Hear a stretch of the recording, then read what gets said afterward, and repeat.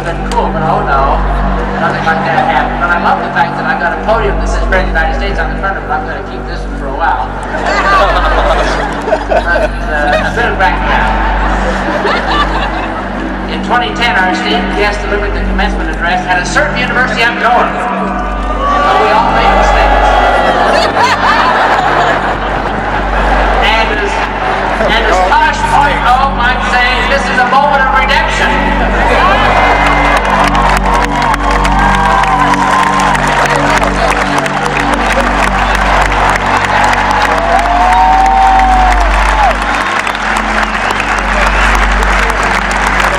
Of course, our speaker is Barack Obama, the current and 44th President of the United States of America.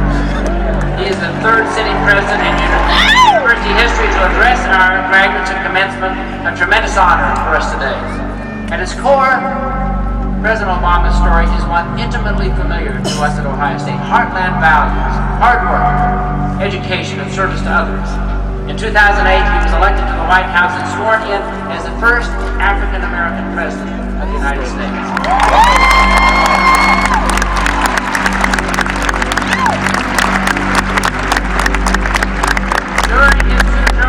Nation, President Obama has focused on the economy, healthcare, financial services, consumer protection, and global affairs.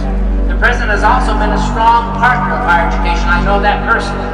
In 2010, he challenged our colleges and universities to improve American competitiveness by educating more graduates and by keeping college affordable for more families across the United States. Ideas upon which everyone in this audience can agree. The recipient of myriad recognitions, President Obama was named Person of the Year by Time Magazine in 2008, and then again in 2012. And in 2009, he was awarded the Nobel Peace Prize. Because President Obama's historic journey to the White House is well known, I will not go into every detail here. Instead, I will share the results of an unscientific poll I conducted over the past months, wherein I asked students to describe our president in 3 words. Some of the descriptors were as follows, Mr. President: charismatic, visionary, and GQ. Several students also said President Obama has the voice of an angel. Indeed, he doesn't mean Al Green. And if we are lucky, we may hear this talent in just a few moments. Today, President Obama becomes a part of our Ohio State family. This afternoon, we present him with an honorary degree, Doctor of Laws. Although he's been such a frequent visitor to Columbus that he already is an honorary Buckeye, we're fortunate that he chose to return to us today, one of only 3 universities whose graduates he will address this spring. Without further delay, please join me in welcoming the charismatic, the visionary, the totally GQ President of the United States of America.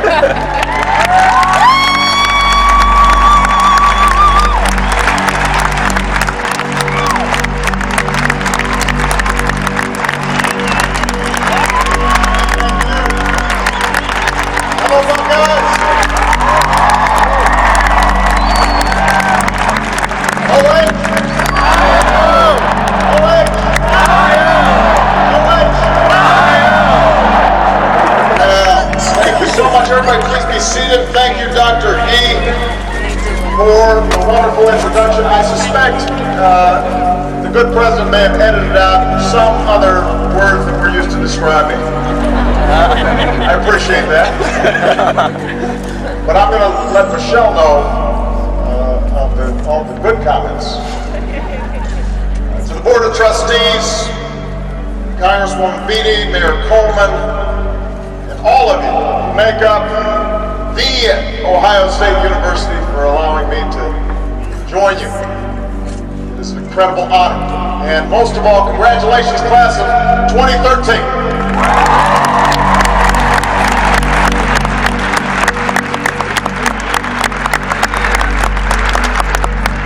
And of course, congratulations to all the parents, family, and friends, and faculty. Here in the Horseshoe, this is your day as well.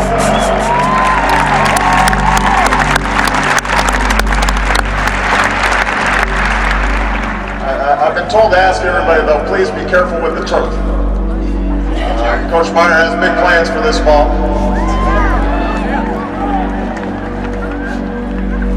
Now, I very much appreciate the President's introduction. I will not be singing today.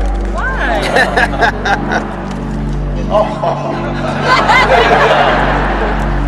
It is true that I did speak at that certain university up north a few years ago. But, to be fair, you did let President Ford speak here once, and he played football for Michigan. So, everybody can get some redemption. In my defense, this is my 5th visit to campus in the past year or so.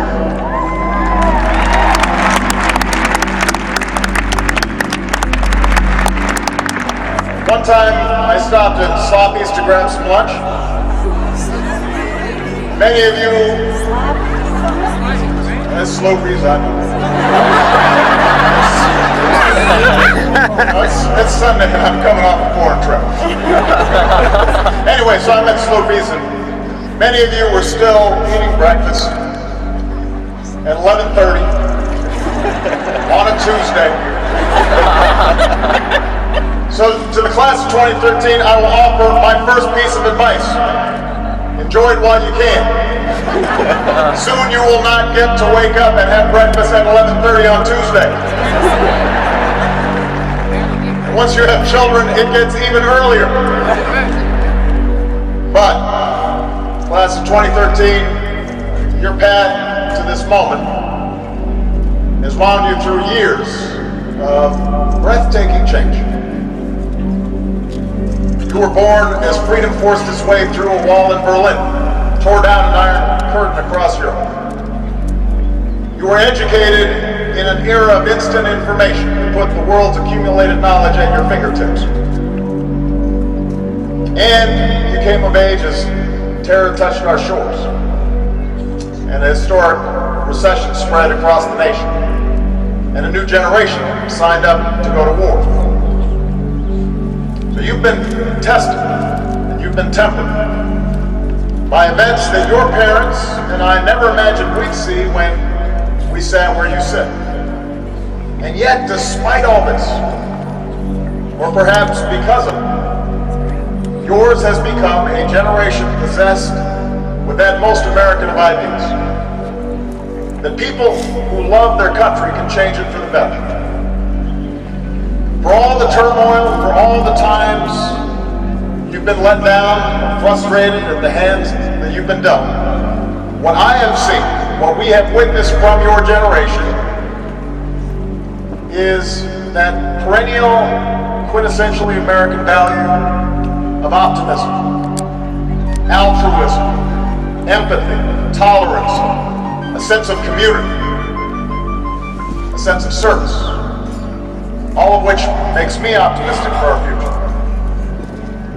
Consider that today, 50 ROTC cadets in your graduating class will become commissioned officers in the Army, Navy, Air Force, and Marines.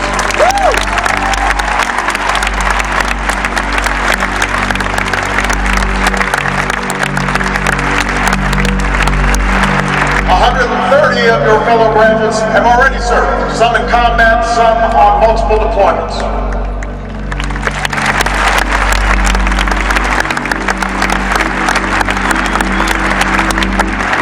Of the 98 veterans earning bachelor's degrees today, 20 are graduating with honors, and at least one kept serving his fellow veterans when he came home by starting up a campus organization called Vets for Vets. And as your Commander-in-Chief, I could not be prouder of all of them.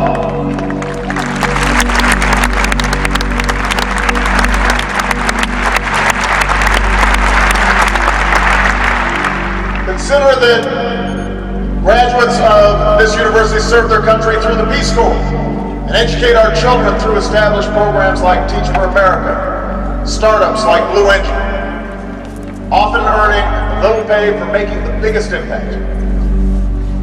Some of you already launched startup companies of your own, and I suspect that those of you who pursue more education or climb the corporate ladder or enter the arts or science or journalism, you will still choose a cause that you care about in your life, and you will fight like heck to to realize your vision. And there's a word for this. It's citizenship. And we don't always talk about this idea much these days. Citizenship, let alone celebrate it. Sometimes we see it as a virtue from another time, a distant past. One that's slipping away from a society that celebrates individual ambition above all else. A society awash in instant technology that empowers us to leverage our skills and talents like never before, but just as easily allows us to retreat from the world. And the result is that we sometimes forget the larger bonds we share as one American family. But it's still out there, all the time, every day, especially when we need it most. Let's look at the past year. When a hurricane struck our mightiest city and a factory exploded in a small town in Texas, we saw citizenship. When bombs went off in Boston and when a malevolent spree of gunfire visited a movie theater, a temple, an Ohio high school, a first grade classroom in Connecticut, we saw citizenship. In the aftermath of darkest tragedy, we have seen the American spirit at its brightest. We've seen the petty divisions of color and class and creed replaced by a united urge to help each other. We've seen courage and compassion, a sense of civic duty, and a recognition we are not a collection of strangers. We are bound to one another by a set of ideals and laws and commitments and a deep devotion to this country that we love. And that's what citizenship is. It's at the heart of our founding that as Americans we are blessed with God-given talents and inalienable rights, but with those rights come responsibilities to ourselves and to one another and to future generations.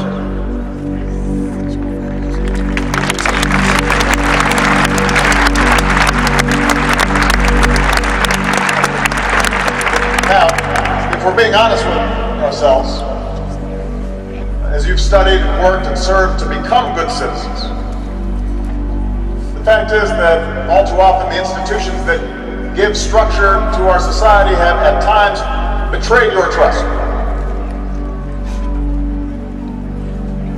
In the run-up to the financial crisis, too many on Wall Street forgot that their obligations don't end with what's happening with their shares.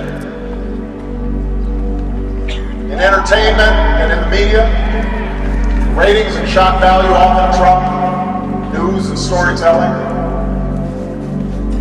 In Washington, well, this is a joyous occasion, so let me put it charitably. I think it's fair to say our democracy isn't working as well as we know it can. It could do better.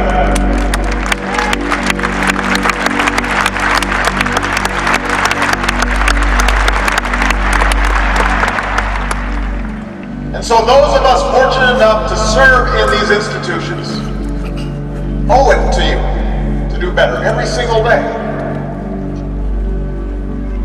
And I've been thinking a lot lately about how we can keep this idea of citizenship in its fullest sense alive at the national level, not just on election day, not just in times of tragedy, but all the days in between. Perhaps because I spend a lot of time in Washington, I'm obsessed with this issue because that sense of citizenship is so sorely needed there. And I think of what your generation's traits, compassion and energy and a sense of selflessness, might mean for a democracy that must adapt more quickly to keep up with the speed of technological and demographic and wrenching economic change. I think about how we might perpetuate this notion of citizenship in a way that another politician from my home state of Illinois, Adlai Stevenson, once described patriotism, not as short, frenzied outbursts of emotion, but the tranquil and steady dedication of a lifetime. That's what patriotism is. That's what citizenship is.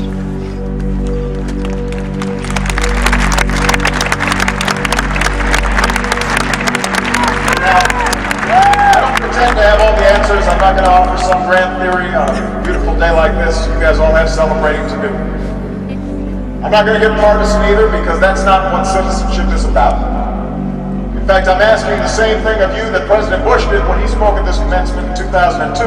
America needs more than taxpayers, spectators, and occasional voters, he said. America needs full-time citizens. And as graduates from a university whose motto is education for citizenship, I know all of you get that this is what you've signed up for. It's what your country expects of you. So briefly, I'll ask for two things from the class of 2013. To participate and to persevere. After all, your democracy does not function without your active participation. At a bare minimum, that means voting eagerly and often, not having somebody drag you to it at 11:30 when you're having breakfast.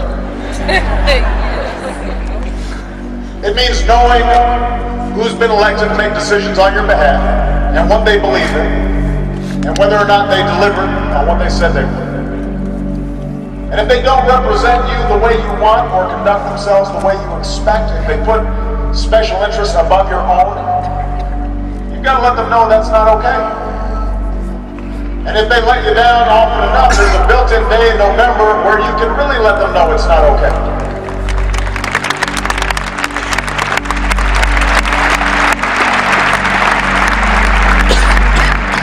But participation, your civic duty, is more than just voting. You don't have to run for office yourself, but I hope many of you do. At all levels, because our democracy needs you. And I promise you, it will give you a tough skin. I know a little bit about this. President Wilson once said, if you want to make enemies, try to change something. And that's precisely what the founders left us, the power, each of us, to adapt to changing times. They left us the keys to a system of self-government. Tools to do big things and important things together that we could not possibly do alone. To stretch railroads and electricity and a highway system across a sprawling continent. To educate our people with a system of public schools and land-grant colleges, including The Ohio State University. To care for the sick and the vulnerable and provide a basic level of protection from falling into abject poverty in the wealthiest nation on earth. To conquer fascism and disease, to visit the moon and Mars, to gradually secure our God-given rights for all of our citizens, regardless of who they are or what they look like or who they love.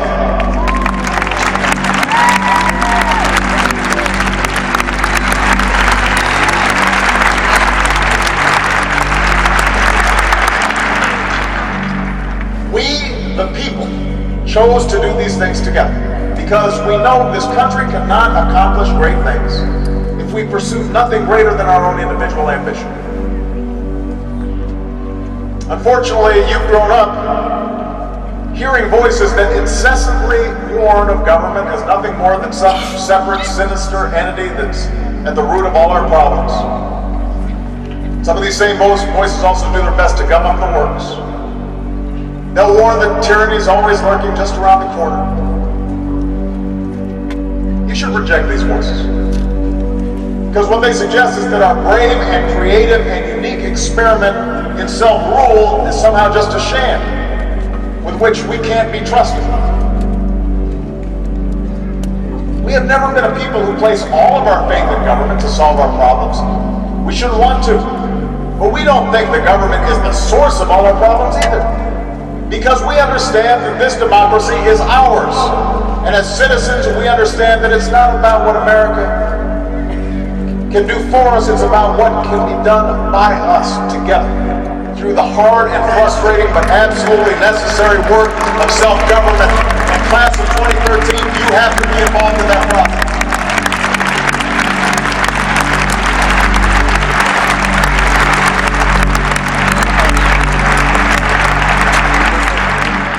The founders trusted us with this awesome authority. We should trust ourselves with it too.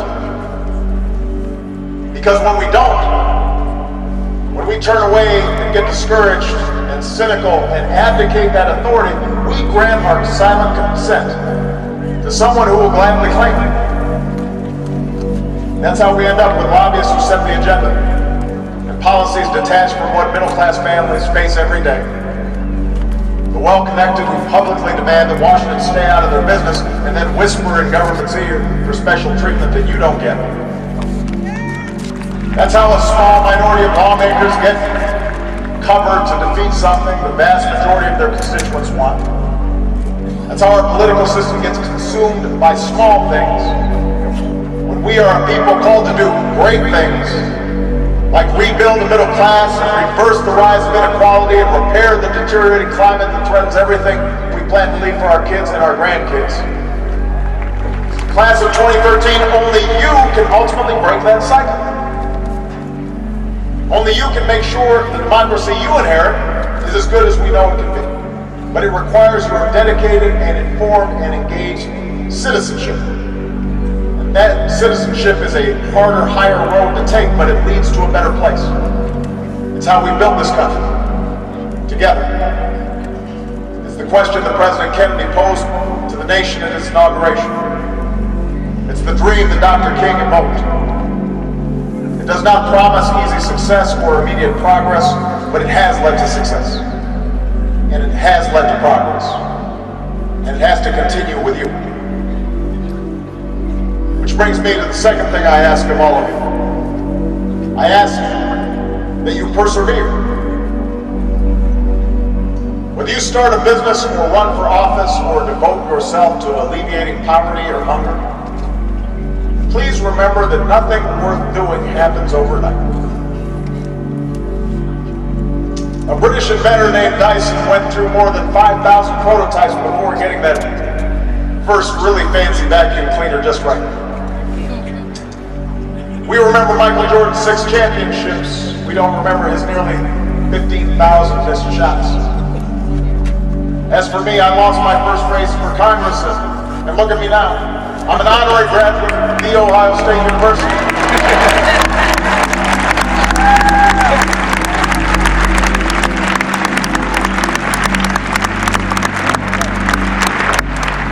The point is, if you are living your life to the fullest, you will fail. You will stumble. You will screw up. You will fall down. But it will make you strong.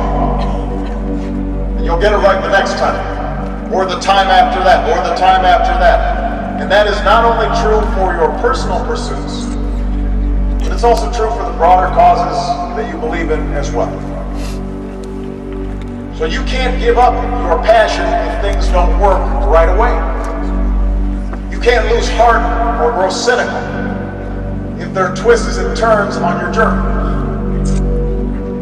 The cynics may be the loudest voices, but I promise you, they will accomplish the least. It's those folks who stay at it. Those who do the long, hard, committed work of change that gradually push this country in the right direction and make the most lasting difference. So whenever you feel that creeping cynicism, whenever you hear those voices saying you can't do it, you can't make a difference, whenever somebody tells you to set your sights lower, the trajectory of this great nation should give you hope. What generations have done before you should give you hope. Because it was young people just like you who marched and mobilized and stood up and sat in to secure women's rights and voting rights and workers' rights and gay rights, often at incredible odds, often at great danger, often over the course of years, sometimes over the tranquil and steady dedication of a lifetime, and they never got acknowledged for it, but they made a difference.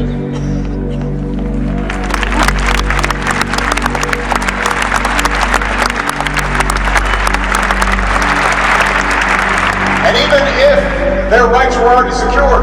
There were those who fought to secure those same rights and opportunities for others. And that should give you some hope. Where we're going should give you hope. Because while things are still hard for a lot of people, you have every reason to believe that your future is bright. You're graduating into an economy and a job market that is steadily healing. The once dying American auto industry is on pace for its strongest performance in 20 years, something that means everything to many communities in Ohio and across the Midwest. Huge strides in domestic energy, driven in part by research at universities like this one, have us on track to secure our own energy future. Incredible advances in information and technology, spurred largely by the risk takers of your generation, have the potential to change the way we do almost everything. There is not another country on earth that would not gladly change places with the United States of America. And that will be true for your generation just as it was true for previous generations. So you've got a lot to look forward to, but if there's one certainty about the decade ahead, it's that things will be uncertain. Change will be a constant, just as it has been throughout our history. And yes, we still face many important challenges.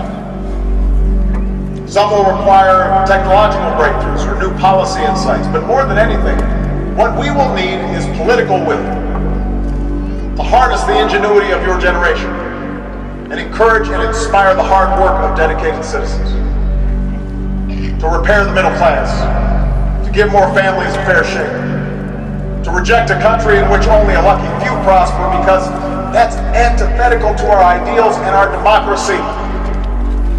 All of this is going to happen if you are involved, because it takes dogged determination. The dogged determination of our citizens to educate more children at a younger age, and to reform our high schools for a new time, and to give more young people the chance to earn the kind of education that you did at The Ohio State University, and to make it more affordable so that young people don't leave with a mountain of debt. That will take the care and concern of citizens like you.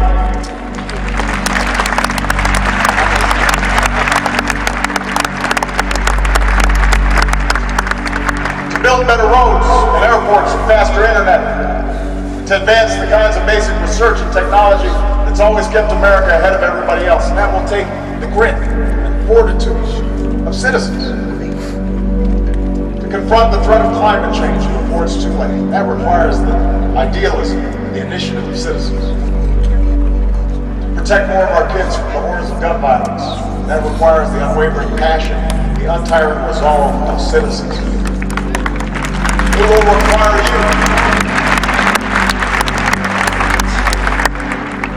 50 years ago, President Kennedy told the class of 1960 that our problems are man-made. Therefore, they can be solved by man. And man can be as big as he wants. We're blessed to live in the greatest nation on earth. But we can always be greater. We can always aspire to something more. It doesn't depend on who you elect to office. It depends on you as citizens, how big you want us to be, how badly you want to see these changes for the better. Look at all that America's already accomplished. Look how big we've been. I dare you, class of 2013, to do better. I dare you to dream bigger. And from what I've seen of your generation, I'm confident that you will. So I wish you courage and compassion and all the strength that you will need for that tranquil and steady dedication of a lifetime. Thank you. God bless you. God bless the United States of America.